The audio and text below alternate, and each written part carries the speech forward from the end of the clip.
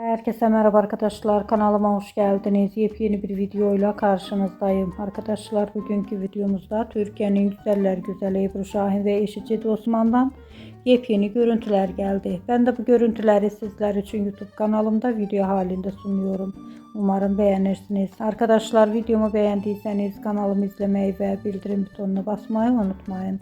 Şimdilik benden bu kadar olsun. Yeni videomuzda görüşmek üzere. Hoşça kalın.